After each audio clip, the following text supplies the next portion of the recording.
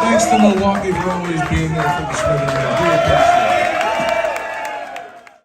Okay, we are here to talk about the recent Smithereens concert that was at the Vivarium here in Milwaukee, Wisconsin.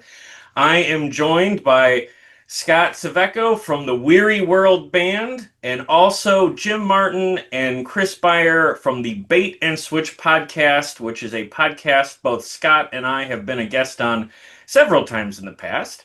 And part of the reason why we were guests several times in the past is because the four of us did a Smithereens deep dive review series where we looked at several Smithereens albums from their classic era and did a deep dive on each of those records.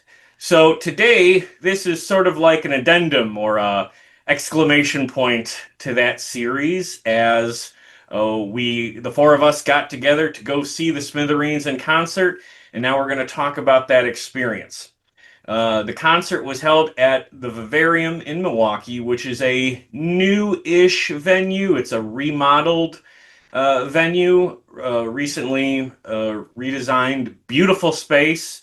General admission, not the biggest venue, but a comfortable setup and a really good setup with the lighting, and I thought the sound was really good as well. So I'm hoping to go and see several more shows at that venue as the years go by. So happy to have my first experience at that venue be a good one. So I'll start off with my thoughts on the show. I had not seen the Smithereens before, so this was a first time for me, and I thought it was really good. I thought the set list knocked it out of the park. It was a 20 song set list, so to me that's bang for your buck. The energy from the band, I think, was one of the strongest parts of the show. They were having fun all the way through. And I always say in these concert reviews that it's so important for an audience to feed off the energy on the stage. If the band is having a good time, there's a good chance the audience is also having a good time. And that was definitely the case. This is their first tour with vocalist John Cowsill. I thought he was really good. Yep. We talked in our series about their original lead singer Pat Denizio, who sadly passed away a number of years ago, not having that stereotypical rock star look, even in their younger days. But Cowsill definitely has. He looks like out of central casting for that. But he sounded really good too. So I was impressed. I had a good time. I love that those guys are still loving what they do. I really appreciate how often they spoke to the crowd and expressed their appreciation for this diehard fan base that has hung with them. That tells me that they get it. So all of that, all in all, real positive time, good show, and I'm glad we all went. It was really fun. So Scott, I want to start with you. You're in a band, you know how to play. You have seen these guys many times in the Mhm. past. Tell us a little bit about the times you've seen them play before and what you thought of this most recent show. Yeah, it's the first time I saw the Smithereens was back in the 90s. It was at Summerfest. It was raining. And I remember Pat saying, "Thanks you guys for coming out in all this rain." And so it was, they were kind of promoting 11 in those years, or that concert, because I wanted, a girl like you and all that. So it was like, okay, it's my first time seeing him, but it was miserable conditions. I liked the set, was happy about it. Then I kind of stepped away and didn't see them until many years later after Pat Denizio died in 2017. Shortly after that, they played in Chicago at the Arcada Theater. And that was with vocalist Marshall Crenshaw. Now, I am a huge Marshall Crenshaw fan. So when I saw, the Smithereens are with Marshall Crenshaw, I freaked out. My son Kyle and I went to the show. We went down to the Arcada Theater in St. Charles, Illinois, and I just loved it. I thought it was awesome. They were very, talked about Pat, and all the hits were there. Very similar set list to what we saw tonight as far as song order goes. After that, I had seen them about two more times after that. And every time I had seen them, This is at Summerfest. I saw them again at the Potawatomi when they had more of a music venue, the Northern Lights Theater, and I loved those shows as well. Again, I'm a huge Marshall Crenshaw fan. This would be the first time I have seen the Smithereens with this John Cowsill. I know Robin Wilson from the Gin Blossoms tours with them. I've never seen him. So this is the first time, not Crenshaw. And Chris and I had this conversation, who did you like better? John Cowsill's voice is more like Pat Denizio's. I think they're more similar to it.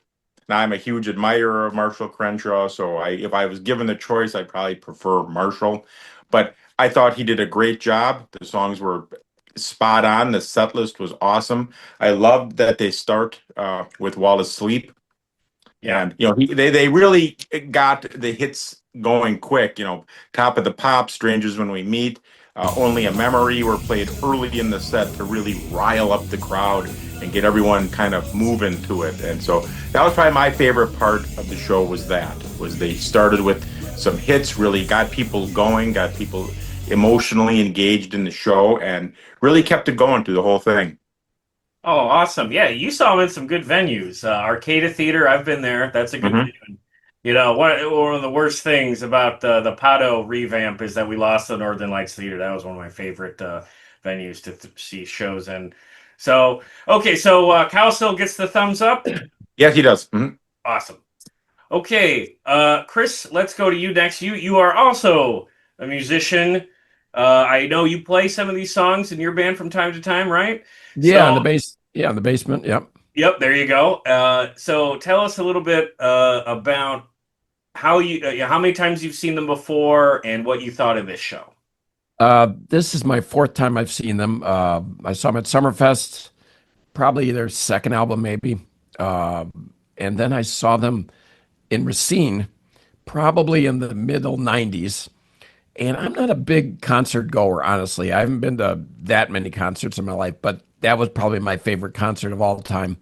Oh, wow. It was Racine on the lake, outdoors. There was over the lake there were lightning going off in the background as the storm was moving east, and so it was like a light show going on behind them, and I knew all the songs. And the sound was great, and so maybe my favorite concert of all time, Smithereens and Racine. And then I saw him at the name escapes me. What is the name of the venue that's got the Spinal Tap reference? What is that? Shank Hall. I saw him at Shank Hall, and I saw them with I believe Marshall Crenshaw at that point. Okay. Getting back to what Scott said, I believe this vocalist, and my vocals are not doing too good because I oversang the other day. This vocalist, his voice was more suited than I believe Marshall Crenshaw, which the good thing about Marshall Crenshaw, when I saw him, is they played a couple of his songs when they did it, and it was very good to hear his songs. But I think this guy's voice is, if you closed your eyes, you might think it is Denizio singing possibly with this guy.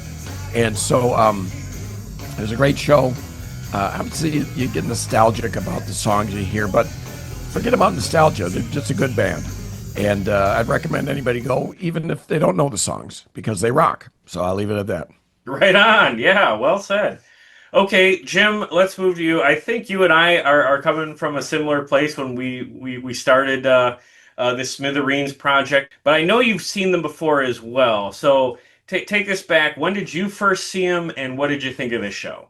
Sure. Yeah, I first saw them 1992 at Spring Break, Panama City Beach, Florida. So it was when Too Much Passion was the big hit for them, and I think that's probably their biggest hit ever. I think I'm guessing, but anyway, yeah, we were at some bar, and there was a swimming pool there, and they were up on the stage, and people were jumping in the swimming pool and whatever. It was Spring Break, it was crazy, but it was a blast. It was a great concert.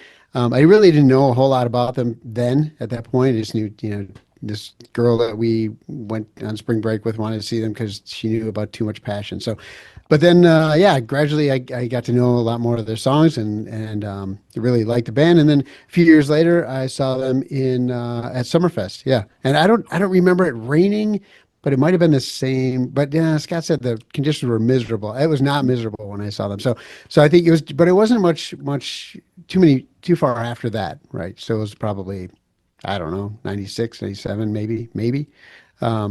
So yeah, but that was the last time I saw them until last night. Oh wow, so it had been a while. Yeah. Oh yeah. It has. It's been a while. Yeah. So I haven't seen them with any of the new guys. Marshall Oh, Crenshaw, okay. or Robin, or Cowsill or anything. But I thought, yeah, like these guys were saying, I thought Cowsill's voice was great. It sounded very much like Denizio. And whether he was trying to do that or whether it's natural, I'm not sure. But it sounded great. As far as my favorite part of the concert, it was probably right after House That We Used to Live In. They did this jam session right after that song, and then they went right into Blood and Roses. I thought it was awesome with the doo doo doo doo. It was, and the bass. We all commented the bass was turned up way high all night long, and so when he came out with that bass line, it really hit, and it was just, and that then it really, for me, it really like sparked everything, got everything rolling, and yeah, it was just a lot of fun. I mean, of course, the other high point, and I don't know if we'll talk about this, was actually getting to meet the guys after the show, and we can tell that story maybe later. But yeah, that was the best part of the concert for me. Before we get out of here, let's go around the horn and talk about just some of the highlights of the show that were particularly memorable. I think for me, as a classic rock fan, I of course loved that they paid tribute to their inspirations that we covered quite a bit when we did the podcast. I love that they did the Who songs, I Can't Explain, and Sparks. That's something I have in common with them. Those are some of my favorite songs. So it was cool to see that in the set list. And Please Please Me by the Beatles. I like seeing when bands, pay tribute to the artists that inspired them. So I'm glad that they include that in the set list.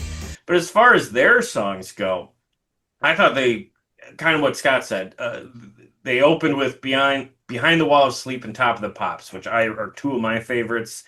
And Jim, I'm going to echo what you said as well. The energy on Blood and Roses blew the doors off the place. That was awesome.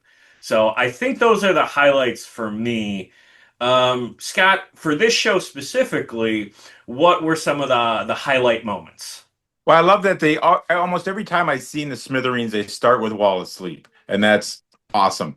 I mean, I love concerts where they rile up the crowd right away, and that was really what they do. I mean, this set list is very similar to the last two times I saw them, almost exact order of songs, and that's fine by me because they're great at they play a lot of great songs in the beginning, some of the deeper cuts, in the middle. And then they always end strong, and they always end with "Girl Like You," another one of my favorite songs.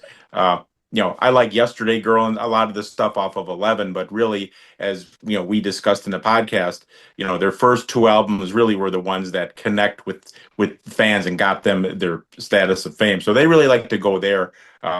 I would like to probably see more off of 11 just because that's my favorite album. But the set list was great. I mean, every song, especially since being with you guys, I've listened to all the albums again. So you're familiar with every song they play. We know. The covers were a fun one to kind of throw in there as extra gravy.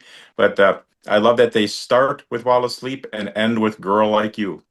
And you're left. And the guys are so nice. I mean, they're so accepting of their fans and want to come out and engage them and talk to everybody. And that's so nice of them. They love to sign autographs, take pictures. I have pictures with all the band at different times in their career. So I'm very grateful to them for being very hospitable to their fan base. I'm glad you brought that up because I know you've talked about meeting them several times in the past, and not every band does that. So it's like nobody should take that for granted, and that's cool that they're like that with their fans. And Chris, let's go to you. If someone comes up to you and you're talking about the show, what are the first things that come to mind as far as the highlights for last night were? I don't, I just like the Smithereens, and so there were no highlights, there were no lowlights. It was just great all the way throughout. Yeah, I know all the songs. I love all the songs. The first four albums for the Smithereens, I've listened to those albums many times. As far as I'm concerned, there's no skips on any of those four albums. Had they played an entirely different set list, ignored all their hits, and played 20 songs differently off those 4 albums, I still would have been just as happy. Yeah. Because like I said, there's no skips for me as far as those 4 albums are concerned. The highlights, which we'll get into a little bit here right now with Jim, is we stuck around to talk to the band here afterwards. And you were gracious enough, Joe, to put the podcast on their website. How did you do that? Oh, just in their fan Facebook group, which if anyone who's watching this is on Facebook, and you're a fan of the Smithereens, you should join their fan Facebook group because it's very active. So I shared our podcast links in that Facebook group, and tons of Smithereen fans responded positively. Yeah, so we came up to him and we thought, will he recognize us, right? And he wouldn't know what we look well, like. will he recognize once we describe who we were? Will he know who we are? Yeah. Yeah. And I sat down next to him. There's an empty chair. Him, meaning Jim Babchak, the guitar player. And I said to him, I said, we're the guys locally that did podcasts featuring your band. And he kind of looked at me funny, like, you could be anybody, right? And then I had a business card that showed the name of our podcast and the colors of our podcast. And he recognized that. And he said, "Oh, you're the guys." He said, "Yeah, I listen to those podcasts." And he mentioned certain things about the podcast. We did 6 of them. He mentioned a couple things about the podcast. So he listened to these podcasts. And he kind of teased me because, as we talked about before, the podcasts, it's not all fanboy stuff. We talk about songs we like and we don't like. Yeah. We talk about aspects of band we like and don't like.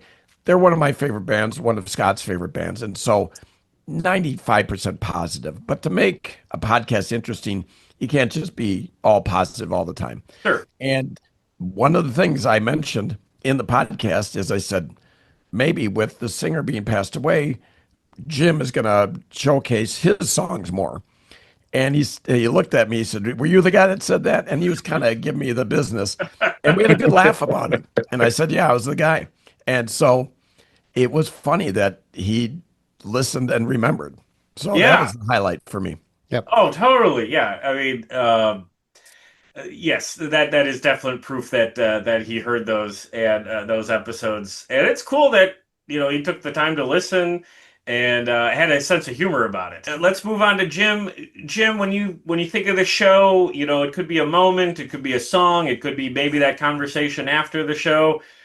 Maybe it could have been a drink from the bar. What was something that was a highlight from last night that sticks out in your memory? Yeah, a couple things. I mean, I mentioned the jam session after that song, and then Blood and Roses. But aside from that, they tipped a glass to Pat Denizio in the middle. I thought that was cool, and understand. I bet they do that in every show. I mean, how could they not? He's original founding member. The other thing was how it kind of goes along with what Scott was saying, how accessible they are.